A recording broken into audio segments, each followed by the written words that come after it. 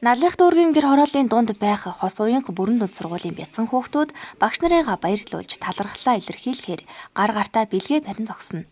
Багш хүнд том бэлэг гэхээсээ илүү бяцхан шамнар нь сэтгэл зүрхээ шингэн бичсэн үгсэл хамгийн үнэтэй бэлэг хэмээн багш оюун цэцэрлэгт ярьж байлаа.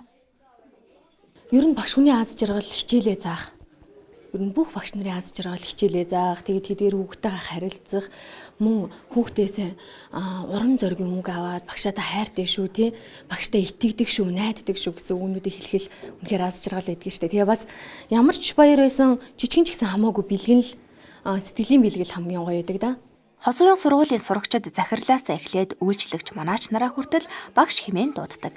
Захирлэгч үйлчлэгчийг ч ялгалгүй багш хэмээн дуудаж хүндэлдэг учраас үйлчлэгч манаач нартаа ч чин сэтгэлийн бэлэг өгч багш нарын баярын мэнд хүргэж байлаа. За би ингээд сургуулийнхаа нэг найралтуу заадаг Солонгос багштай ингээд хийсэн.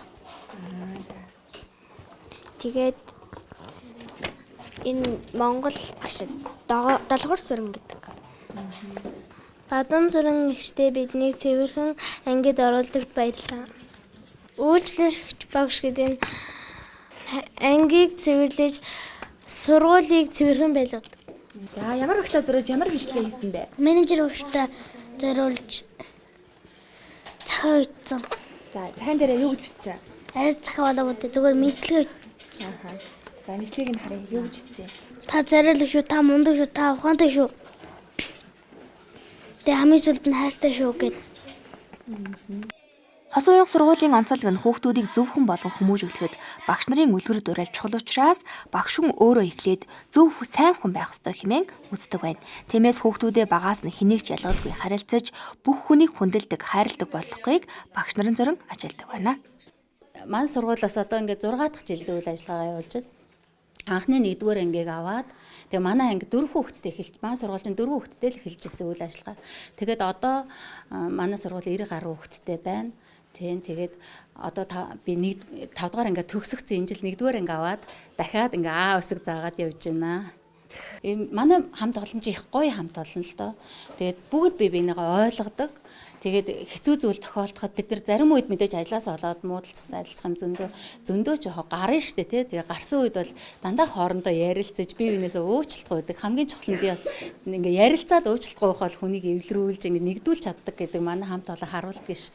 Тэгээд зарим сэтгэлээр унтсан байхад хэн нэгэн хүн нь хэн ч ажиглцсан байдаг. Тэгээд ажиглаад ирээд яасан юу тохиолдов яав гэд копи ч юм уу тий. Нэг цай ч юм уу ингээд халуун цай ч юм уу бариг гүгээд ирэхээр маш гоё байдаг. Тэгээд яг ийм хамт олон манай хамт олон. Тэгээд хамт олонтой ийм сайхан хамт олон дотор ажиллаж байгаадаа үнэхээр их талархаж баярлдаг.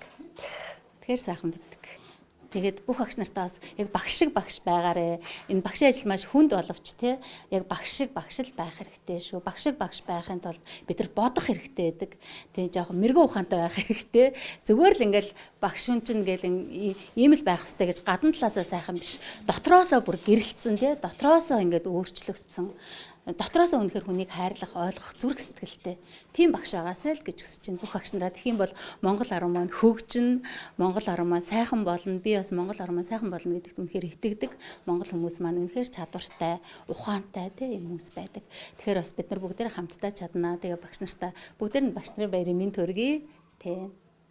Багш хүн яг өөрийнхөө үйлдэлээрээ, үг хэлээрээ, өөрийнхөө алхаа гიშгээрээ, өөрийнхөө хандлагаараа хүүхдийг үлгэрлэж, дагуулж яг тэр дагуулж чадах юм бол тэр маань жинхэнэ одоо боловсролыг олгож байгаа. Боловсрол маань одоо нэг хуудас цаас гэж ойлгоод бид нар хуудас цаасны зөвхөн нэг талыг нь ашиглаад нөгөө талыг нь ашиглахгүй юм харагддаг байхгүй.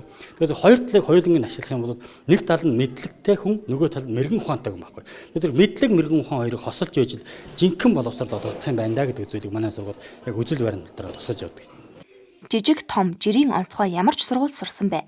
Хүүхдүүд тэндээс зөв хүн болон гарах нь чухал. Тэд амьдрал бэлтгэдэн гарах нь чухал. Тиймээс хос уянга сургууль хотоос аслагдмал гэр хороололт гэж ялгалгүйгээр хүүхэд бүрийн сурах эрхийг ханган бэргэн ухаантай жинхэнэ монгол хүн төрүүлэхээр зорин ажиллаж байна. Light News мэдээллээ.